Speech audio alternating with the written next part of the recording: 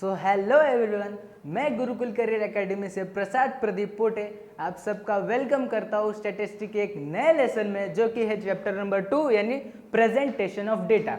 सो जैसे मैंने स्टेट चालू करते समय बोला था, स्टैटिस्टिक जो है 3 पार्ट्स में डिवाइड होता है। एक होता है कलेक्शन ऑफ डेटा, दूसरा होता है क्लासिफिकेशन ऑफ डेटा और तीसरा होता है एनालिसिस ऑफ डेटा। सो हम लोग ने चैप्टर 1 में जो भी देखा यानी जितने भी मेथड्स देखे वो थे कलेक्शन ऑफ डेटा, यानी डेटा को कलेक्ट कैसे किया जाए। हम लोगों ने कितने सारे मेथड्स देखे डेटा को कलेक्ट करने के लिए। प्राइमरी मीन्स डेटा जो है 2 टाइप के होते हैं, प्राइमरी डेटा, सेकेंडरी डेटा। फिर प्राइमरी डेटा को कलेक्ट करने के कितने मेथड्स होते हैं वो देखा। फिर वो सब जो था वो था हम लोग का कलेक्शन ऑफ डेटा। अब चैप्टर नंबर 2 में हम लोग को ये सीखना है कि जो भी डेटा मैंने कलेक्ट कर लिया है अब उसको मैं प्रॉपरली क्लासीफाई कैसे करूँ, यानी अब जो भी डेटा मैंने कलेक्ट किया है उसको मैं अरेंज कैसे करूँ प्रॉपरली, वो हम लोग को ये चैप्टर नंबर 2 में सीखना है। सो जैसे कि हम लोग ने फर्स्ट लेसन में भी देखा था, डेटा जो है 2 टाइप के होते हैं। एक होता है क्वालिटेटिव डेटा, दूसरा होता है क्वांटिटेटिव डेटा।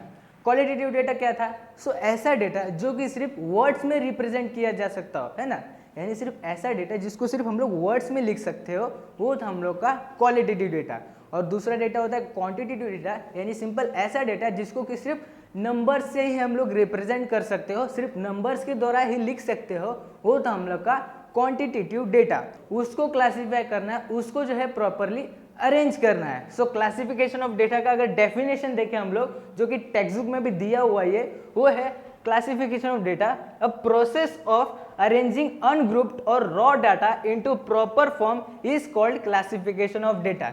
यानी सिंपल एक ऐसा प्रोसेस, ठीक है, एक ऐसा प्रोसेस जो कि प्रॉपरली अरेंज करता हो, है ना, अ प्रोसेस ऑफ अरेंजिंग अनग्रुप और रॉ डेटा। रॉ डेटा यानी क्या होता है कि जो भी डेटा मैंने कलेक्ट किया वो सिर्फ नंबर्स के फॉर्म में, यानी पूरा का पूरा रॉ फॉर्म में है। अब उसको मुझे जो प्रॉपरली क्लासीफाई करना पड़ेगा। तो वही एक प्रोसेस जिसके द्वारा जो भी रॉ डेटा है या फिर जो अनग्रुप डेटा है उसको प्रॉपरली अरेंज करना किया जाता है, उसी को बोला जाता है क्लासीफाई करना, यानी क्लासिफिकेशन ऑफ डेटा। ठीक है। सो डेटा अगर मैं बोलूँ तो दो पार्ट्स में क्लासीफाई किया जाता है। एक होता है डिस्क्रीट वेरिएबल, एक होता है कंटिन्यूस वेरिएबल। अब डिस्क्रीट वेरिएबल यानी सिंपल ऐसा डेटा मीन्स ऐसे क्लासीफाई करना है जिसमें सिर्फ हम लोग नंबर्स के द्वारा क्लासीफाई कर सकते हो डिस्क्रीट डिस्ट्रीब्यूशन में। फॉर एग्जांपल अगर मैं बोलने जाऊँ तो मेरे पास समझो एक्स वेरिएबल है, ठीक है, तो उसमें 1 2 3 4 5 6, और अगर मैं फ्रीक्वेंसी की बात करूँ तो फ्रीक्वेंसी समझ लो 5 10 15 20, ठीक है, 25। तो ये जो मैं सिर्फ नंबर्स के द्वारा क्लासीफाई कर रहा हूँ, ठीक है, इसको बोला जाता है डिस्क्रीट वेरिएबल। यानी सिर्फ नंबर्स के द्वारा जब मैं क्लासिफिकेशन करूँ उसको बोला जाता है डिस्क्रीट वेरिएबल। आप लोग पिक्चर में भी देख सकते हो, इस तरह से होता है discrete variable.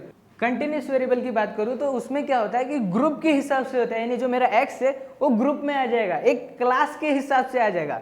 5 to 10, 10 to 15, 15 to 20, ये जो क्लास के हिसाब से, इसको बोला जाता है कंटिन्यूस वेरिएबल। सो जो हम लोग ने पहले देखा डिस्क्रीट वेरिएबल और जो कंटिन्यूस वेरिएबल है, जब इसका डिस्ट्रीब्यूशन किया जाए तो उसी को बोला जाता है क्या, डिस्क्रीट फ्रीक्वेंसी डिस्ट्रीब्यूशन, और ये हो गया कंटिन्यूस फ्रीक्वेंसी डिस्ट्रीब्यूशन। ठीक है, जो हम लोग ने ये डिस्ट्रीब्यूशन देखे जो वेरिएबल के, उसको जब हम लोग प्रॉपरली डिस्ट्रीब्यूट करें या फिर जब हम लोग प्रॉपरली जब क्लासीफाई करने जाएंगे फ्रीक्वेंसीज के हिसाब से, तब उसको बोला जाएगा क्या, डिस्क्रीट फ्रीक्वेंसी डिस्ट्रीब्यूशन। और अगर कंटिन्यूस यानी जब अगर मैं क्लास के हिसाब से फ्रीक्वेंसी में अगर डिस्ट्रीब्यूट करूँ तो उसका बोला जाएगा क्या, कंटिन्यूस फ्रीक्वेंसी डिस्ट्रीब्यूशन। तो ये था हम लोग का ओवरऑल इंट्रो ये लेसन का, कि लेसन में जो इंट्रोडक्शन क्या है। तो चलो फिर अब क्वेश्चन सॉल्व करना चालू करते हैं एक्सरसाइज 2.1 के साथ।